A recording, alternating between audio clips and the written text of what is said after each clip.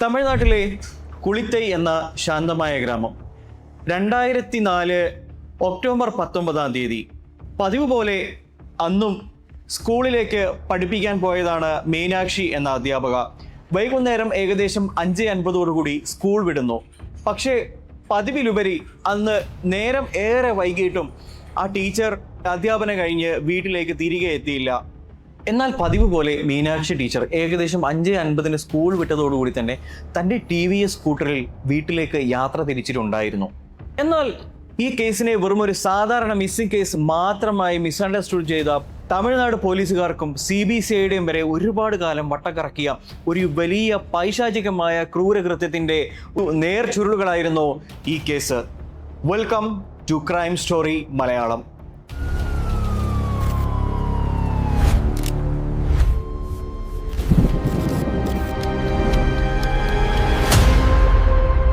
ടീച്ചറെ വൈകുന്നേരമായിട്ടും കാണാതായതോടുകൂടി ഏകദേശം രാത്രിയോടെ ഭർത്താവും ബന്ധുക്കളും കൂടി പരിഭ്രാന്തരായി അവരെ അന്വേഷിച്ച് പുറത്തേക്ക് ഇറങ്ങി.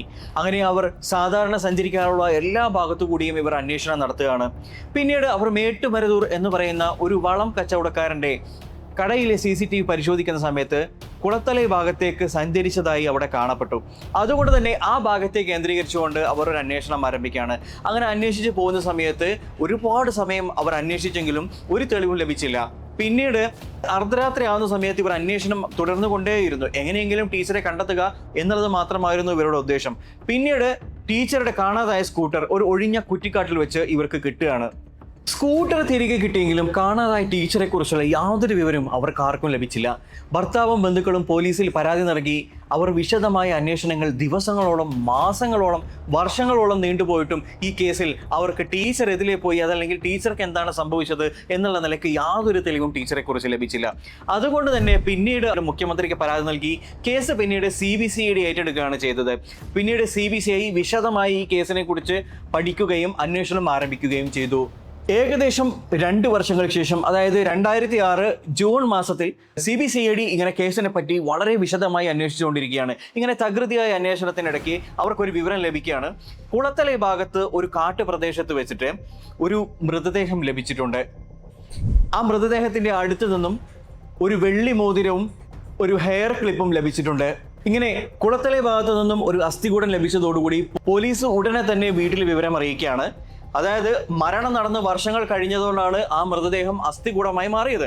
അതുകൊണ്ട് തന്നെ ഈ കേസിനെ ചുറ്റിപ്പറ്റിയുള്ള തെളിവുകൾ കണ്ടെത്തുക എന്ന് പറയുന്നത് വളരെ ബുദ്ധിമുട്ടുള്ളൊരു കാര്യമാണ്. മാത്രമല്ല ശാസ്ത്രീയമായിട്ടുള്ള DNA പരിശോധനകൾ പോലെയുള്ള പരിശോധനകൾ കൊണ്ട് മാത്രമേ ഈ കേസിന് എന്തെങ്കിലും ഒരു വാലും തുമ്പും കണ്ടെത്താൻ കഴിയൂ എന്നുള്ളത് അവർക്ക് ഉറപ്പായിരുന്നു. അതുകൊണ്ട് തന്നെ അസ്ഥികൂടം കണ്ടെത്തിയ വിവരം പോലീസ് ഉടനെ തന്നെ അവർ വീട്ടിൽ വിളിച്ചറിയിക്കുകയാണ്. അവർ വന്നുകൊണ്ട് ആ ഹെയർ ക്ലിപ്പും മോതിരവും ടീച്ചറുടേതാണ് എന്നുള്ള രീതിയിലുള്ള വിലയിരുത്തൽ നടത്തും ചെയ്യുന്നു. ഞാൻ നേരത്തെ പറഞ്ഞതുപോലെ തന്നെ ശാസ്ത്രീയമായ തെളിവുകൾ കണ്ടെത്തുന്നതിന് വേണ്ടി ആ തലയൊട്ടി സൂപ്പർ ഇമ്പോസിഷൻ ടെസ്റ്റുകൾക്കും മാത്രമല്ല മാതാപിതാക്കളുടെ സാമ്പിളുകൾ ശേഖരിച്ച് DNA ടെസ്റ്റിനും വേണ്ടി അയച്ചു. അതെ, നമ്മൾ സംശയിച്ചതുപോലെ തന്നെ ഫലം വന്നു കഴിഞ്ഞപ്പോൾ അത് മീനാക്ഷി ടീച്ചറുടേത് തന്നെയാണെന്ന് തെളിഞ്ഞു. അതുകൊണ്ട് തന്നെ ഇതൊരു കൊലപാതകമാണെന്ന് ഉറപ്പിച്ചതോടുകൂടി CBCID പ്രതിക്കായുള്ള വല വിരിച്ചു. ആരാണ് മീനാക്ഷി ടീച്ചറെ കൊന്നത്? അവർ എന്തിനു വേണ്ടിയാണ് ആ കൊലപാതകം ചെയ്തത്? സംശയമുള്ള ഒരുപാട് ആളുകളുടെ സ്കെച്ച് രേഖകൾ തയ്യാറാക്കി.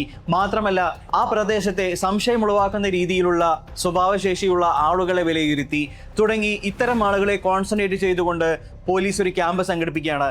മാത്രമല്ല ഈ അന്വേഷണം അവസാനം എത്തിപ്പെട്ടത് ആ പ്രദേശക്കാരനായ ഷൺമുഖവേൽ എന്ന് പറയുന്ന ഒരാളുടെ നേർക്കാണ്. സംഭവം നടന്ന ദിവസം ഷൺമുഖവേൽ ആ പ്രദേശത്തുണ്ടായിരുന്നതായും ഷൺമുഖവേലിന്റെ മൊബൈൽ ടവർ രേഖകൾ പരിശോധിച്ച സമയത്ത് അത് ഉറപ്പിക്കാനും പോലീസിന് പറ്റി. തുടർന്ന് ഷൺമുഖവേലിനെ കസ്റ്റഡിയിലെടുത്ത് ചോദ്യം ചെയ്ത സമയത്ത് അവർക്ക് മനസ്സിലായി ആ പ്രാന്തപ്രദേശത്ത് നിന്നുള്ള ആളുകൾ മറ്റൊരു വിവരം കൂടി പോലീസിനോട് പറയുകയാണ്. ഷൺമുഖവേലിന്റെ അന്നത്തെ പെരുമാറ്റത്തിൽ അന്ന് എന്തൊക്കെയോ അസ്വസ്ഥതകൾ ഉണ്ടായിരുന്നു. അസ്വാഭാവികമായിട്ടുള്ള പലതും കാണാൻ കഴിഞ്ഞിട്ടുണ്ടായിരുന്നു.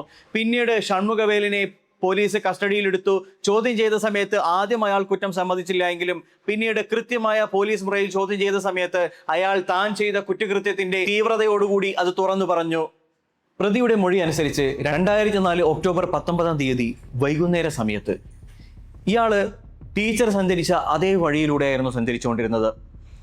അങ്ങനെ ഒരു വിജനമായ സ്ഥലത്ത് വെച്ച് മീനാക്ഷി ടീച്ചറെ ഇയാൾ സ്കൂട്ടറിൽ വെച്ച് കാണുകയാണ്. ഇയാൾ സ്കൂട്ടർ അവിടെ വെച്ചിട്ട് തടഞ്ഞു നിർത്തി. മീനാക്ഷി ടീച്ചറുടെ സ്കൂട്ടർ അവിടെ വെച്ച് തടഞ്ഞു നിർത്തി. അതിനുശേഷം മീനാക്ഷി ടീച്ചറെ കടന്നു പിടിക്കാനും ആക്രമിക്കാനും ശ്രമിച്ചു. പക്ഷേ മീനാക്ഷി ടീച്ചർ ഒരു ധൈര്യശാലിയായ സ്ത്രീയായിരുന്നു. അതുകൊണ്ട് തന്നെ കുതറി ഓടാനും ഇയാളെ തിരിച്ചാക്രമിക്കാനും തുടങ്ങി. ഒരുപാട് നേരം പക്ഷെ ടീച്ചർക്ക് പിടിച്ചു നിൽക്കാൻ കഴിഞ്ഞില്ല. അങ്ങനെ അവസാന ഘട്ടത്തിൽ ഇയാളെ പിടിക്കപ്പെടുമെന്ന് ഉറപ്പായി. അത് എങ്ങനെയാണെന്ന് വെച്ച് കഴിഞ്ഞാൽ ടീച്ചർ ഇവിടുന്ന് രക്ഷപ്പെടുകയാണെന്നുണ്ടെങ്കിൽ ഇയാൾക്കെതിരെ തീർച്ചയായും കേസ് കൊടുക്കും. അതുകൊണ്ട് തന്നെ ഇയാൾ പിടിക്കപ്പെടും എന്ന് ഉറപ്പുള്ളത് കൊണ്ട് തന്നെ ഇയാൾ ടീച്ചറെ ബലമായി കഴുത്ത് ഞെരിച്ച് കൊലപ്പെടുത്തുകയാണ്.